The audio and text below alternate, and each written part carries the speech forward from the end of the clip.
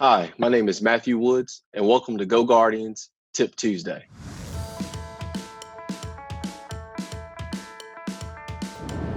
Hi, my name is Matthew Woods. I'm an educator and current district administrator in Southwest Virginia.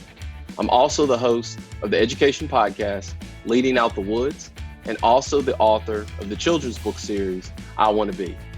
Today, I want to share with you my top 3 tips for actionable ways to promote equity in your classroom. Tip number 1, be data-driven. You need to take a really hard look at the data that you have available to you. This can range from grades, attendance, discipline, you name it. Anything that can be quantified should be examined and analyzed. As you're doing that, you should begin to chart out those small steps to address those indicators. You have to remember that in order to promote equity, that would lead you into some very difficult conversations with your colleagues and possibly sometimes your students.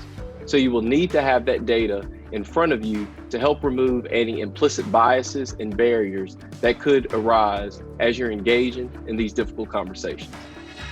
Tip number 2, self-reflection. It's very important that you do a lot of self-reflection on what role you play in promoting the equities and inequities in your school and in your classrooms. One of the best books I've read recently is Dr. Lavelle Brown's Culture of Love. In it, he stresses the importance of self-reflection and thinking through how we all individually can do our part in this work. This can be from reading different books, different articles, or participating in various professional development opportunities and workshops to push us outside of our comfort zone. Tip number 3, inclusive rules and expectations. In your respective classrooms, you must institute rules and expectations so students know what they should do every day.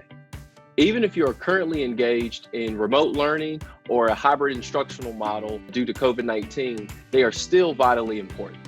However, these should be developed in conjunction with your students so they can have a sense of ownership over these rules and expectations that you have for your classroom.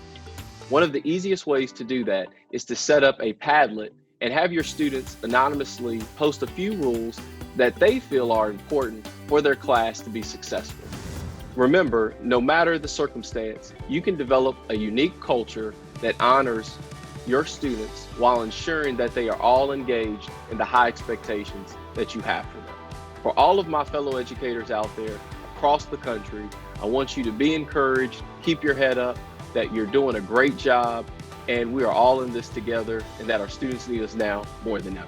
You can find me online at www.leadingoutthewoods.com or on Twitter @WoodFromAWoods.